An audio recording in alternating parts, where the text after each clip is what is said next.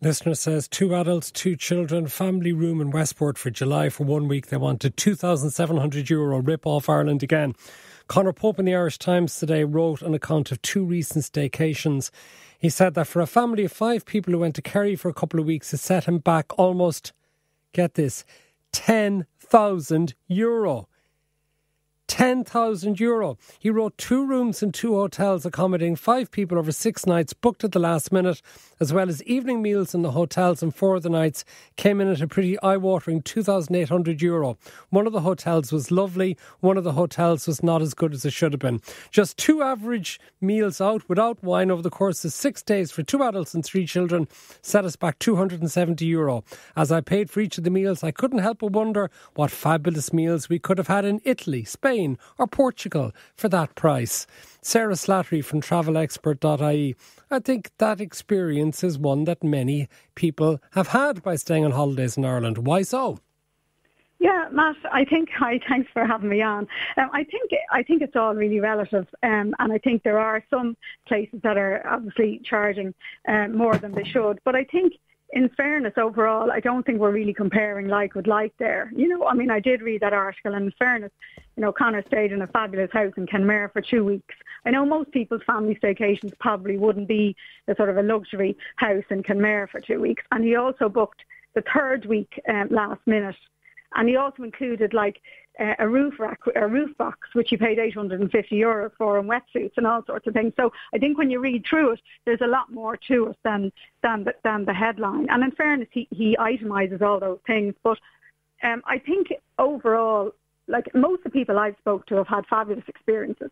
And, some people will complain about various things, the price and that. But I think it depends on really what you're looking for. If you want a holiday home, on the Hinch Beach or in Clifton, or in Killarney, you'll definitely pay a lot for it. But the same, a hotel or holiday home in Villamora in Valdellovo in Portugal or Porto-Banús in Marbella would be the same type thing. It really depends on where you book, the time of year and the type of property you're looking for. And you wouldn't have the cost of the flights when you stay in Ireland, and also all the time it takes in the airports and the production of various passport details or vaccine details.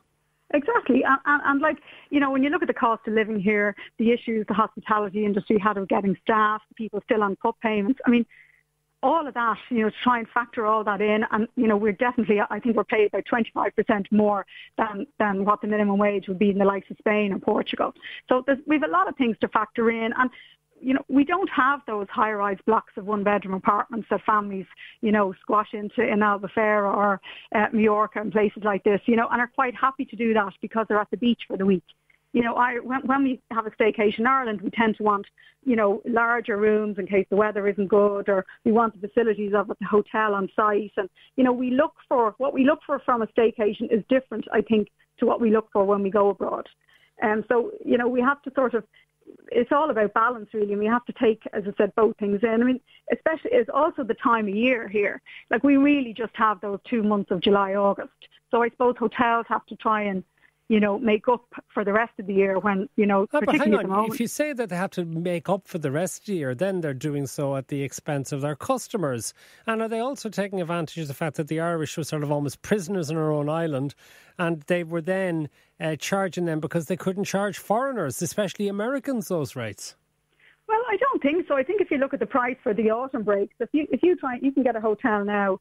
I just priced one the other day, €100 for an overnight stay in a 4-star in Wexford, the Riverside Park Hotel. You get Prosecco and chocolates in the room, and that's €50 per person in September. Same with the Dublin hotel prices. The Burlington, there's €110 for a night in September. There's loads of really good value in the autumn, but obviously July and August is at a premium. The hotels were closed for a year.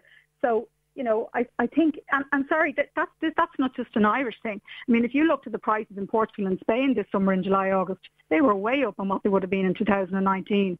It's kind of I suppose it's a global thing when places were closed for a year, that they had to, increase their prices to make up for the fact that they haven't earned any money in the last year. And they knew they would get it for those 2 months. So, I think it's a bit understandable in one sense. Plus, that tied to the fact that how, things have changed as well. Like hotels have to offer flexible booking. You can cancel your hotel the day before and pay nothing. So there's a lot of things to factor in. I know people were booking 3 and 4 different options and then cancelling them, and then hotels were left without selling rooms. So I think, yes, absolutely, it is more expensive holidaying here without a doubt. Restaurants, attractions, lots of things to factor in. But I think we also need to be mindful of what hotels have had to go through, Sarah Slattery, travelexpert.ie, thank you.